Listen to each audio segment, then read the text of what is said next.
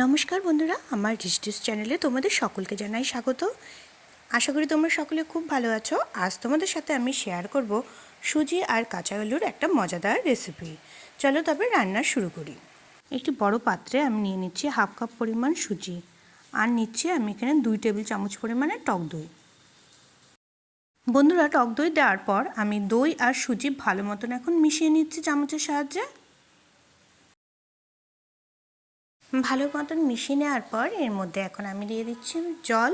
1 কাপের 4 ভাগে 1 ভাগ পরিমাণ জল আমি এখানে দিচ্ছি। জল দেওয়ার পরও আবার ভালো মতন সব কিছু মিশিয়ে একটা ভালো পাতলা মিশ্রণ তৈরি করে নিচ্ছি। মিশ্রণটি রেডি। এখন আমি এটা ঢেকে 1 ঘন্টা রেখে দেব।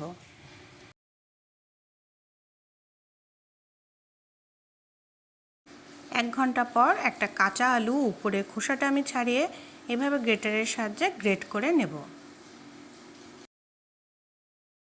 গ্রেট করে নেওয়ার পর আলু আমি ভালো মতন জল দিয়ে 2-3 বার ধুয়ে নেব। এখন এই কাঁচা আলু ধুয়ে আমি সুজি দইয়ের মিশ্রণের মধ্যে দিয়ে দিলাম। এখন এর মধ্যে আমি 1 টেবিল চামচ পরিমাণে পেঁয়াজ কুচি, 1 টেবিল চামচ পরিমাণে ক্যাপসিকাম কুচি এবং সমপরিমাণ গাজর কুচি দিয়ে দেব। সবজিগুলো দিয়ে দেওয়ার পর এর মধ্যে আমি দিয়ে দিচ্ছি স্বাদ অনুযায়ী নুন, সাথে দিয়ে দিচ্ছি হলুদ গুঁড়ো হাফ চামচ পরিমাণ, আর সামান্য পরিমাণে লাল লঙ্কার গুঁড়ো। তোমরা চাইলে এর মধ্যে কাঁচা লঙ্কা কুচিও দিতে পারো। আর দিয়ে দিচ্ছি হাফ চামচ পরিমাণে গরম মশলার গুঁড়ো। চামচ দিয়ে সব কিছু এখন ভালো মতন মিশিয়ে নিচ্ছি।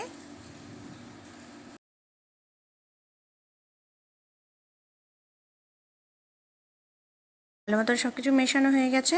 এবার গ্যাস অন করে ওর মধ্যে আমি একটা তাওয়া বসিয়ে দিই। এরপর ওর মধ্যে দিয়ে দিলাম 2 চামচ পরিমাণে সয়াবিন অয়েল।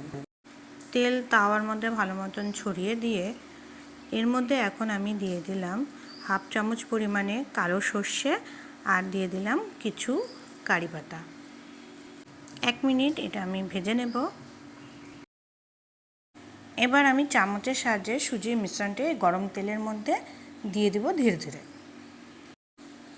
চামচের সাহায্যে একটু ছড়িয়ে দেব। ব্রেকফাস্ট হিসেবে অথবা সন্ধ্যার টিফিনে বন্ধুরা তোমরা কিন্তু এই রান্নাটি ট্রাই করো। এটা কিন্তু খুব হেলদি আর খুব অল্প তেলে রান্না হয়ে যায়, খেতেও দারুণ স্বাদের।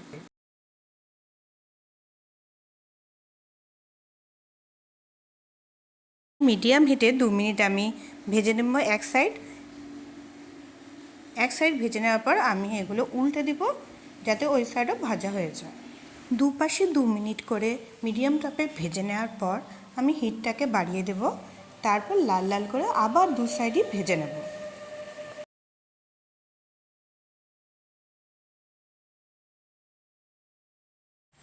বন্ধুরা দেখো কি সুন্দর কালার এসেছে।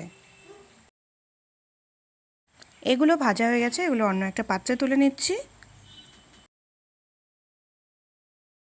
ওই তেলেই আমি ঠিক এইভাবেই বাকিগুলো ভেজে নিচ্ছি। বন্ধুরা তোমরা চাইলে আরও সবজিও এর মধ্যে অ্যাড করতে পারো, যেমন বাঁধাকপি, বিনস, পালং শাক ছোট ছোট কুচি করে এর মধ্যে দিতে পারো।